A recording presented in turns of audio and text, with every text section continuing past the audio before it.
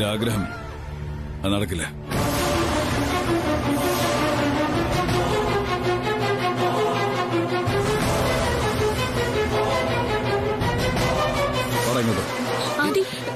വന്ന് വണ്ടി കയറ.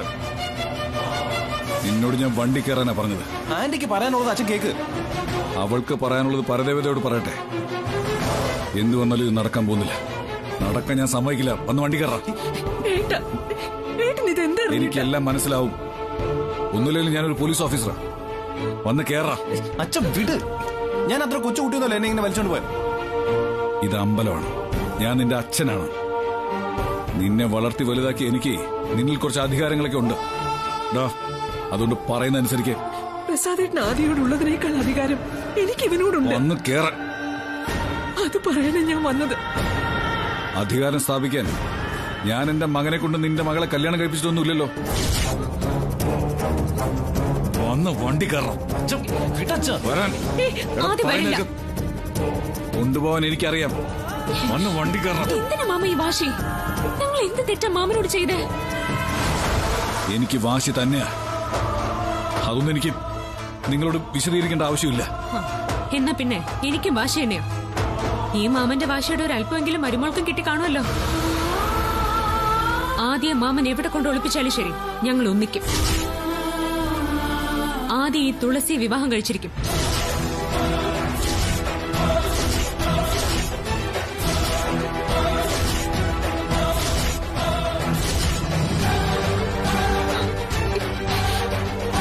തുളസി ആരോട് ഇങ്ങനെ സംസാരിക്കുന്നറിയോ? വാശി ഒരാൾക്ക് മാത്രം പറഞ്ഞിട്ടുള്ളതല്ല. അമ്മ പറയുന്നത് എന്താന്ന് കേൾക്കാനുള്ള ക്ഷമ പോലും മാമൻ ഇല്ലാതെ പോയല്ലോ. എനിക്കൊന്നും കേൾക്കണ്ട. ഒന്ന് വണ്ടി കയറ. എനിക്ക് വണ്ടിയുണ്ട്. മോനെ, അച്ഛൻ പറയുന്നത് കേൾക്കുന്നേ. മാമനെ വെറുതെ ടെൻഷൻ എടുപ്പിക്കണ്ട. നമുക്ക് പോ.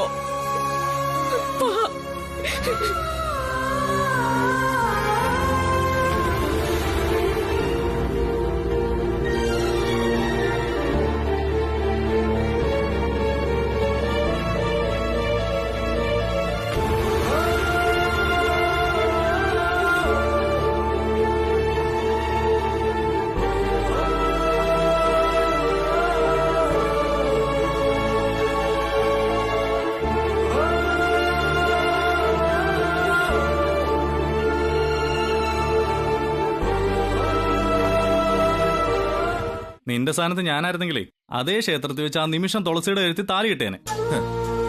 നീ ആയില്ലല്ലോ, ഭാഗ്യം തന്നെ. എടാ, വീരവാദങ്ങളൊക്കെ പറയാൻ കൊള്ളാം. നീ നടക്കുന്ന കാര്യം വല്ലതും പറ. തുളസിക്ക് എന്തായാലും നിന്നേക്കാൾ ധൈര്യമുണ്ട്. എടാ, ഒരുമിച്ച് ജീവിക്കാൻ തീരുമാനിച്ച സ്ഥിതിക്ക് അനാവശ്യമായ വാശികൾ നമ്മൾ കണ്ടില്ലാന്ന് വെക്കുന്നതാ നല്ലത്. ഒന്ന് പോടാ. പിന്നെ അനാവശ്യമായ വാശികൾ. എടാ, നിന്റെ അച്ഛൻ ഇത്രയും കാലം നിന്നെ സപ്പോർട്ട് ചെയ്തതല്ലേ, പിന്നെ നീ എന്തിനു പേടിക്കണം? അവരല്ലേ നിങ്ങളെ തമ്മിൽ പ്രേമിപ്പിച്ചത്. എടാ ആദി, എടാ ഇതിന്റെ പിന്നില് എന്തൊക്കെ കളികളുണ്ടെന്നാ എനിക്ക് തോന്നുന്നത്. അതുകൊണ്ട് നീ എത്രയും പെട്ടെന്ന് തുളസിയും കൊണ്ട് രക്ഷപ്പെടുന്നതായിരിക്കും നല്ലത്. എവിടേക്ക് രക്ഷപ്പെടാം? എവിടേക്കെങ്കിലും. അതേടാ, എന്നിട്ട് എവിടെയെങ്കിലും പോയി സുഖമായിട്ട് ജീവിക്കാൻ നോക്ക്.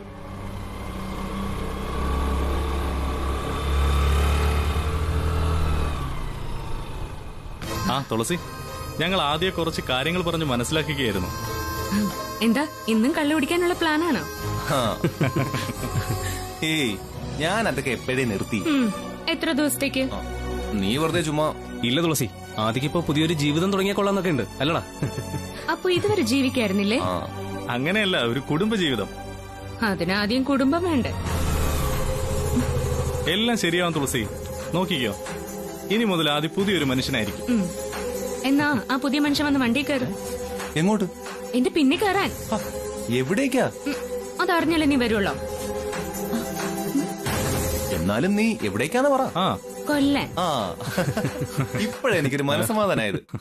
എന്നല്ലേ ഞാൻ പോയി ചത്തിട്ട് വരാം. തമാശ.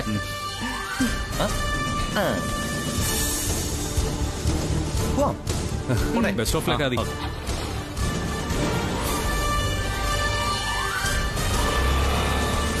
ഇവരിത് എങ്ങോട്ട് പോകുന്നു? ഒളിച്ചോടുന്ന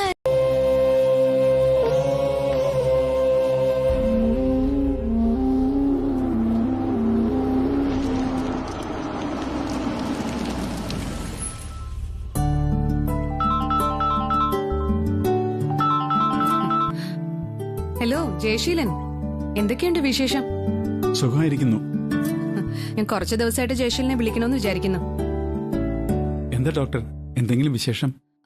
ജയശീലൻ എന്ന് റെഡിയാക്കി തന്ന ഞങ്ങളുടെ വീട് ഞാൻ വിറ്റു. പോരുമ്പോ അതൊന്ന് വിളിച്ചു പറയാനുള്ള മര്യാദ ഞാൻ കാണിച്ചില്ല. സോറി. അതൊന്നും സാരമില്ല. ഡോക്ടർ ഇപ്പൊ എവിടെയാ? ഞാൻ മംഗലാപുരത്താണ്. ഡോക്ടർ മംഗലാപുരത്താ ഉള്ളതെന്ന്? മംഗലാപുരം അത്ര ദൂരെയൊന്നും അല്ലല്ലോ. ഡോക്ടർ, ഞാൻ വിളിച്ചത്... എന്താ ജയശീലൻ, എന്തെങ്കിലും അത്യാവശ്യം? എനിക്ക് ഡോക്ടറുടെ ഒരു ഹെൽപ്പ് വേണമായിരുന്നു. എന്താ വേണ്ടത്? ഞങ്ങളിപ്പോ വല്ലാത്തൊരു മാനസികാവസ്ഥയിലാണ്. എന്ത് പറ്റി ജയശീല? കുട്ടികളുടെ കാര്യം കൃഷ്ണപ്രസാദോ ദുർഗയോ അറിയാനിടയായോ? ഇതുവരെ അറിഞ്ഞിട്ടില്ല, പക്ഷേ അറിയണം. അറിയണമെന്നോ? അതെ ഡോക്ടർ, തുളസിമോൾ പ്രസയുടെ മകളാണെന്നുള്ള സത്യം ഇനിയെങ്കിലും പ്രസ അറിയണം. ഇപ്പോഴെന്താ ഇങ്ങനെ തോന്നാൻ? എനി പ്രോബ്ലംസ് ഉണ്ടാവാതിരിക്കാനാണ് ഡോക്ടർ. ഞാൻ എന്ത് വേണമെന്ന് ജയശീലൻ പറഞ്ഞാ മതി. ഡോക്ടറിന് ഒരു ദിവസം ഇവിടം വരെ ഒന്ന് വരാൻ പറ്റുമോ? Why not? പക്ഷെ 2 ദിവസം ഞാൻ കുറച്ച് ബിസിയാ. അത് കഴിഞ്ഞ് വന്നാ മതിയോ? മതി. ഡോക്ടർ എല്ലാ സത്യവും പ്രസയോട് നേരിട്ട് പറയണം, എങ്കിലേ പ്രസ അത് വിശ്വസിക്കൂ. അല്ല, പെട്ടെന്ന് ഇങ്ങനെ ഒരു തീരുമാനം വേണമെന്ന് തോന്നാൻ എന്തെങ്കിലും ഇഷ്യൂസ് ഉണ്ടായോ? അതെല്ലാം ഡോക്ടർ വന്നതിന് ശേഷം നേരിട്ട് പറയാം. ഓക്കെ, എല്ലാം ജയശീലൻ പറയുന്ന പോലെ. Thank you doctor. അപ്പോ നാട്ടിൽ വരുന്ന ദിവസം ഞാൻ വിളിച്ചു പറയാം. ഓക്കെ. എന്നാ ഓക്കെ.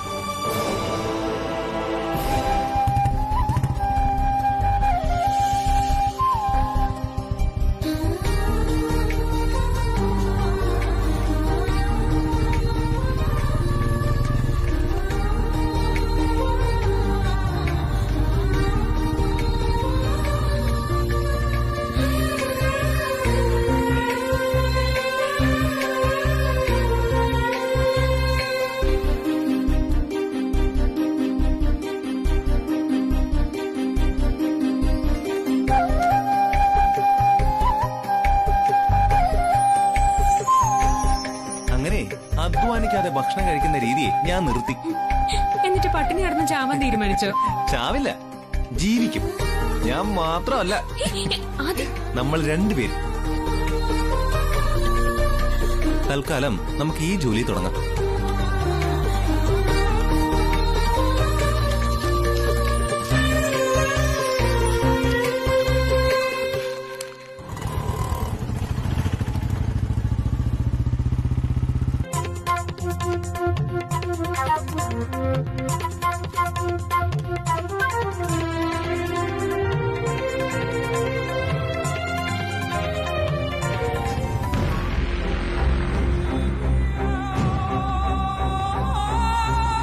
ഒരു മാസം, ഏറിയാൽ 1 മാസം. അതിനിടയില് ആദിയുടെയും വിവാഹം നടന്നിരിക്കും. നടക്കണം. ഇതിനിയും വച്ചു നീട്ടുന്നത് അപകടമാണ്. ഏതെങ്കിലും വിധത്തിൽ ഇതിന്റെ ഉള്ളുകളികൾ പ്രസാദ് അറിയാൻ ഇടയായാൽ അതോടെ തീരുവല്ല. അറിയാപ്പച്ചി, പ്രസാദിന് തിരുമേനിയെ 100% വിശ്വാസമാണ് എന്ന് പറഞ്ഞിട്ട് കാര്യമില്ല. അവൻ പോലീസ് കമ്മീഷണറാ. കളവും ചതിയൊക്കെ കണ്ടുപിടിക്കാൻ എളുപ്പമാ. അങ്ങനെ ഉണ്ടാവോ? പ്രസാദേട്ടൻ ഒരിക്കലും തിരുമേനിയെ തെറ്റിദ്ധരിക്കില്ല. തെറ്റിദ്ധാരണ എന്തിനു? തിരുമേനിയുടെ തനി സ്വരൂപം നമുക്കറിയില്ലേ? അദ്ദേഹം ഇതുപോലെ ആരിൽ നിന്നെല്ലാം കാശ് വാങ്ങിച്ച് കള്ളപ്രവചനം നടത്തിക്കാണും. അവരിൽ ആരെങ്കിലും ഒറ്റുകൊടുത്താൽ മതി, അതോടെ തിരുമേനിയുടെ കബഡികൾ ഓരോന്നായി കൊഴിയാൻ തുടങ്ങും.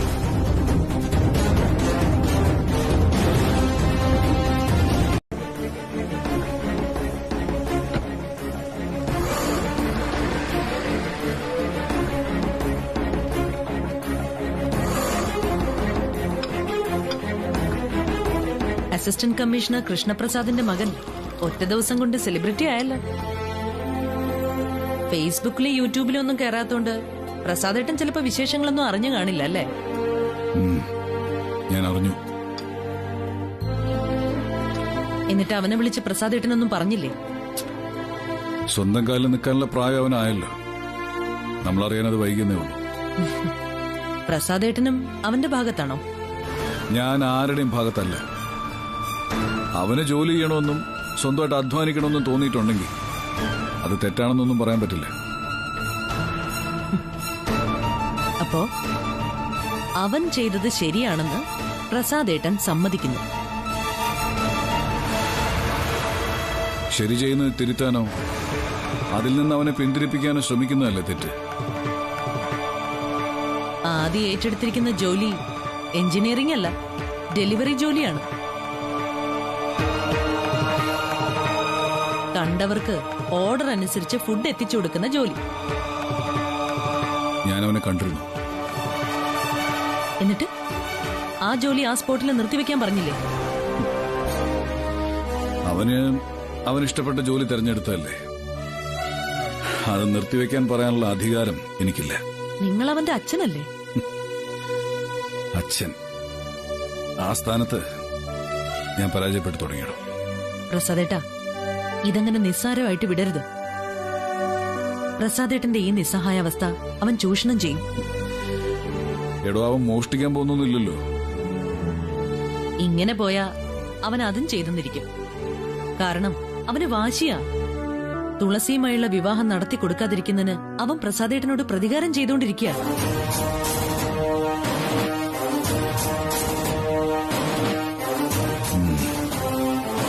അതുകൊണ്ട് അവന് മനസ്സമാധാനം കിട്ടുന്നുണ്ടെങ്കിൽ ആവട്ടെ. നമ്മുടെ സ്റ്റാറ്റസിന് ചേർന്ന ജോലിയാണ് അവൻ ചെയ്യുന്നത്. ഓരോരുത്തർ ഫോൺ ചെയ്ത് പറയുന്നത് കേൾക്കുമ്പോൾ എന്റെ തൊലി ഉരിഞ്ഞു പോവാ. ഇപ്പതാ FB പേജുകളിലും ACPയുടെ മകന്റെ ദാരുണാവസ്ഥ കണ്ട് കമന്റുകൾ നിറയുന്നു. ആരെ തോൽപ്പിക്കാൻ അവൻ ഇതെല്ലാം ചെയ്യുന്നത്? നമ്മളെ, അല്ലെങ്കിൽ അവനെ തന്നെ. പ്രസാദേട്ടന്റെ ഈ ഒഴിഞ്ഞുമാറലൊന്നും അവസാനിപ്പിക്കേ. എന്നിട്ട് എത്രയും വേഗം ആദ്യം തമ്മിലുള്ള വിവാഹം നടത്ത്. എങ്കിലേ ഇതിനൊക്കെ ഒരു അവസാനം ഉണ്ടാവൂ. നമുക്ക് ആദ്യം മാത്രമേ ഉള്ളൂ. അവനും നമുക്ക് വേണം. അവനിങ്ങനെ വഴിതെറ്റി നടക്കാൻ പാടില്ല. അത് പ്രിയയുടെ ജീവൻ രക്ഷിക്കാൻ വേണ്ടിയല്ലേ നമ്മൾ തുളസിയുമായിട്ടുള്ള ആദിയുടെ വിവാഹം വേണ്ടാന്ന് വെക്കുന്നത്. ആദിയെ എത്രയും പെട്ടെന്ന് മറ്റൊരു വിവാഹത്തിന് നിർബന്ധിച്ചില്ലെങ്കിൽ കാര്യങ്ങൾ കൈവിട്ടു പോകും.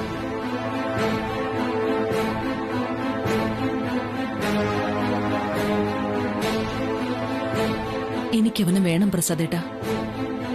ഇപ്പൊ തന്നെ അവൻ പ്രസാദേട്ടനെ ധിക്കരിക്കാൻ തുടങ്ങിയിട്ടുണ്ട്. ഇങ്ങനെ പോയാ അവൻ നമ്മളെ ധിക്കരിച്ച് തുളസി വിവാഹം കഴിച്ചെന്നിരിക്കും.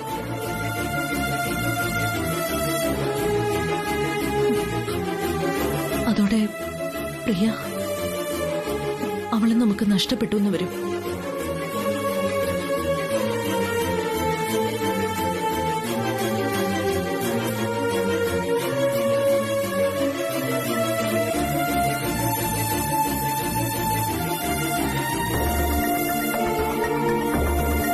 എത്രയും പെട്ടെന്ന് എന്തെങ്കിലും ഒന്ന് ചെയ്തേ പറ്റൂ.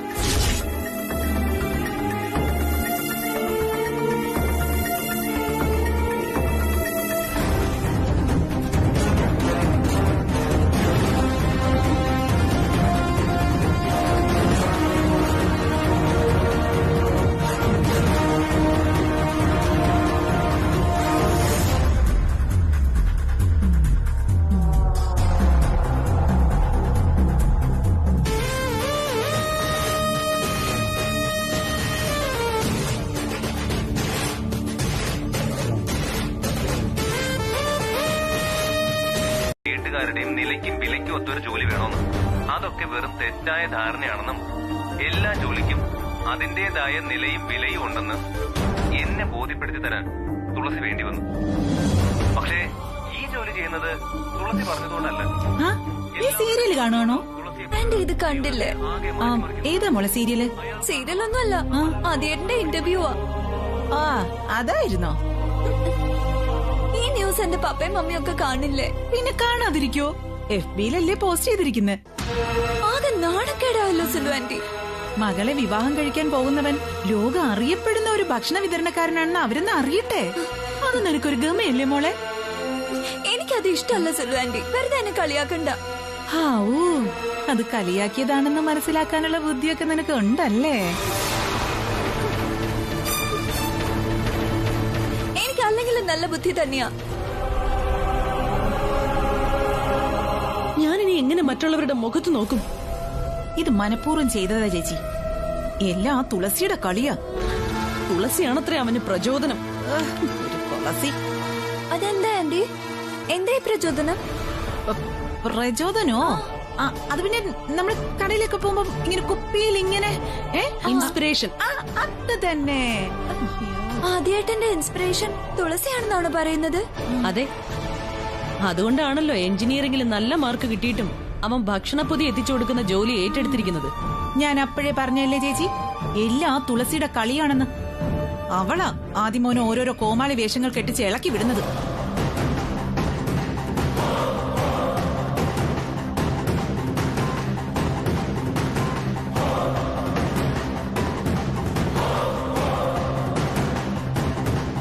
ദുർഗേച്ചി, തുളസി പറയുന്നതിനപ്പുറം ആദ്യം കേൾക്കില്ല. അവനിനി ദുർഗേച്ചിയുടെ കൈപ്പിടിയിൽ ഒതുങ്ങുമെന്ന് എനിക്ക് തോന്നുന്നില്ല. ഒതുക്കാൻ എനിക്കറിയാം. അവനെ മാത്രമല്ല, അവളെയും.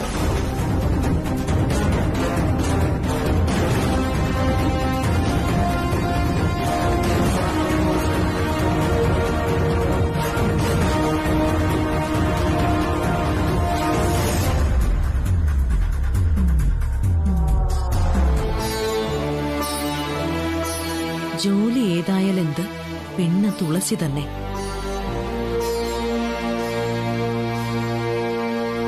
ACPയുടെ മകന് പ്രചോദനമായ തുളസിക്ക് ആരാധകർ ഏറുന്നു.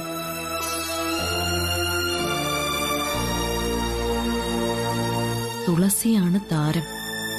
ഇവള് ലോകപരാജയം. വീട്ടുകാരെ പറയിപ്പിക്കാൻ. ACPയുടെ ഒരു ഗതികേട്. ആദിത്യൻ ഭാഗ്യവാൻ. പെൺകുട്ടികളായാൽ ഇങ്ങനെ വേണം. പെൺകുട്ടിയല്ല, പിശാച. എന്റെ രക്തം കുടിക്കാൻ വന്ന പിശാച.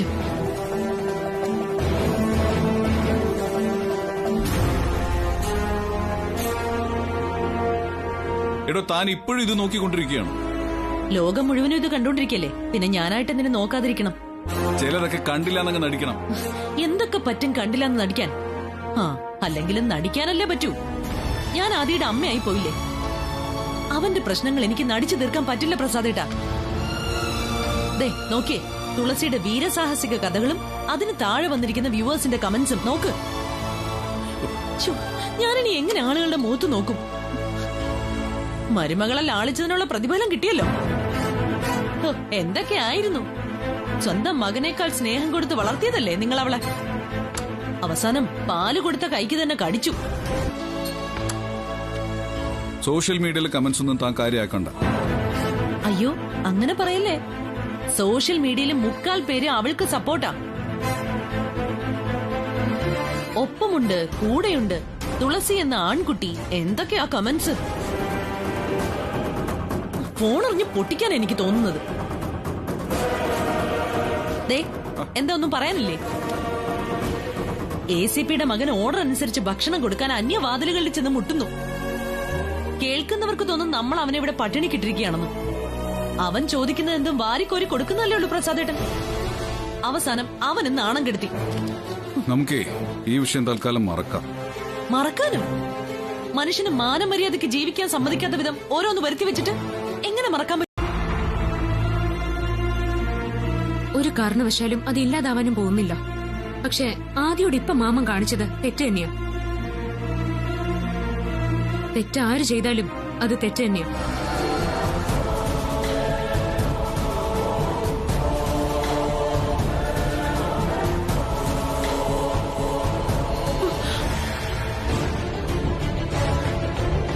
ഏട്ടന്റെ അവസ്ഥ ഓർത്ത ഏട്ടനാണ് ശരിയെന്ന് തോന്നും. ഇവളുടെ വർത്തമാനം കേട്ടാ ഇവളാണ് ശരിയെന്ന് തോന്നും. എനിക്കറിയില്ല ചേട്ട, എല്ലാം കൈവിട്ട് പോവാണ്. ശരിയാകുമെന്ന് പ്രതീക്ഷിക്കാം. അതിനല്ലേ നമ്മളെ കൊണ്ട് കഴിയൂ.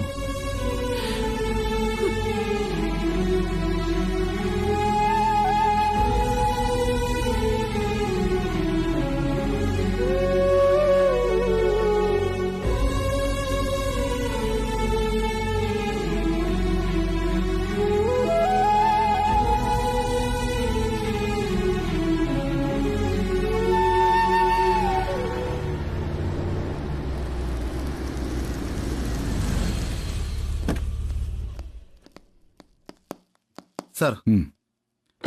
ജയശീലൻ വന്നാലേ എന്നെ ഒന്ന് കാണാൻ പറയണം കേട്ടോ. ശരി സാർ.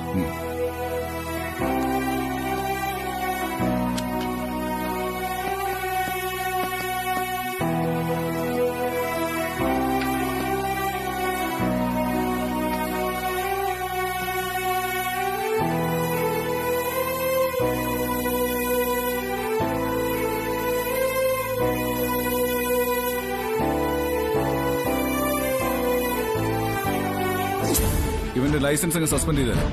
എന്താ? ഒരു 6 മാസത്തേക്ക് ഇവനൊന്ന് വണ്ടിയും കൊണ്ട് പുറത്തേക്ക് ഇറങ്ങരുത്. സാർ,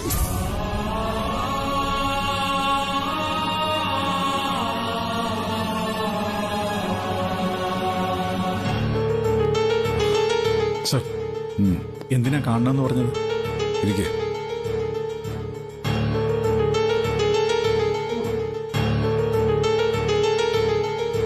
ഞാൻ ചില തീരുമാനങ്ങൾ എടുത്തിട്ടുണ്ട്. അത് പറയാൻ വേണ്ടിയാ വരാൻ പറഞ്ഞത്. ആദിയുടെ ലൈസൻസ് റദ്ദ് ചെയ്തത് അറിഞ്ഞു. കുട്ടികളല്ലേ, ഒന്ന് ഉപദേശിച്ചാൽ തീരുന്ന പ്രശ്നമേ ഉണ്ടായിരുന്നുള്ളൂ. ആദിയുടെ കാര്യം എന്ത് ചെയ്യണമെന്ന് എനിക്കറിയാം. അവനെക്കുറിച്ച് താൻ ടെൻഷൻ അടിക്കേണ്ട കാര്യമില്ല. എന്ന് വെച്ചാൽ താനും തന്റെ ഭാര്യയും മകളും ഇനി മുതൽ ആദിയുടെ ഒരു കാര്യത്തിലും ഇടപെടണ്ടാന്ന്. അതെനിക്കിഷ്ടമല്ല. തുളസി പറഞ്ഞിട്ടാ ആദി ജോലിക്ക് പോയി തുടങ്ങിയത്. പക്ഷേ ഹോം ഡെലിവറി ജോലി തിരഞ്ഞെടുത്തത് ആദി തന്നെയാ. അവന്റെ സ്വന്തം ഇഷ്ടപ്രകാരം തന്നെയാണ്. ആ ഒരു കാര്യത്തിന് കാരണം എന്തോ ആവട്ടെ, തുളസിയെ ഞാനും പ്രിയയും ഒരുപാട് വഴക്ക് പറയുകയും ചെയ്തിട്ടുണ്ട്. താനും തന്റെ ഭാര്യയും നിങ്ങളുടെ മകളെ തല്ല് വഴക്ക് പറയും എന്താന്ന് വെച്ചാൽ ചെയ്തോ. അതൊന്നും എനിക്കറിയേണ്ട കാര്യമല്ല. എന്താ ഇങ്ങനെയൊക്കെ സംസാരിക്കുന്നത്? ഞങ്ങൾ അന്യന്മാരൊന്നും അല്ലല്ലോ. ഇനി മുതൽ അങ്ങനെ മതി. രക്തബന്ധത്തിന്റെയും സ്നേഹത്തിന്റെയും പേര് പറഞ്ഞ് താനോ തന്റെ ഭാര്യയോ നിങ്ങളുടെ മകളോ ഇനി ദേവമംഗലത്തേക്ക് വരരുത്. എനിക്കിത് ഇഷ്ടമല്ല. എന്താ പ്രസാദ്, എന്താ പറ്റിയത്? ഇങ്ങനെയൊന്നും ആയിരുന്നില്ലല്ലോ പറഞ്ഞു വെച്ചിരുന്നത്. മുമ്പ് പലതും പറഞ്ഞിട്ടുണ്ടോ? ആദിക്കും നിങ്ങളുടെ മകൾക്കും പല മോഹങ്ങളും കൊടുത്തിട്ടുണ്ടാവും. അതൊരു നിസ്സാര കാര്യമാണെന്ന് പ്രസയ്ക്ക് തോന്നുന്നുണ്ടോ? തീർച്ചയായും എന്നെ സംബന്ധിച്ച് നിസ്സാരമായ കാര്യം തന്നെയാ. അതുകൊണ്ട് ഇനി മുതൽ നിങ്ങളുടെ ഭാര്യ എന്റെ അനിയത്തി അല്ല. തന്നെയും നിങ്ങളുടെ മകളെയും എനിക്ക് അറിയേയില്ല. എന്താ പ്രശ്നം? ഇങ്ങനെയൊക്കെ സംസാരിക്കാൻ മാത്രം എന്താണ് ഉണ്ടായത്? പറയ് പ്രസാ. പറയുന്ന അനുസരിച്ചാ മതി. ഇങ്ങോട്ട് ചോദ്യങ്ങളൊന്നും വേണ്ട. അങ്ങനെ പറയുമ്പോഴേക്കും പിഴുതെറിയാൻ പറ്റിയൊരു ബന്ധമാണ് നമ്മുടേത്. ഒന്നുമില്ലെങ്കിലും നമ്മള് മക്കൾക്ക് കൊടുത്തൊരു വാക്കില്ലേ? കുഞ്ഞുനാളിൽ അങ്ങനെ പലതും പറഞ്ഞു കാണും. കാലത്തിനനുസരിച്ച് ചില വാക്കുകൾ മാറ്റി പറയേണ്ടി വരും. അത് സ്വാഭാവികം. ആദ്യം തുളസിയുമായിട്ടുള്ള വിവാഹം അത് നടക്കില്ല.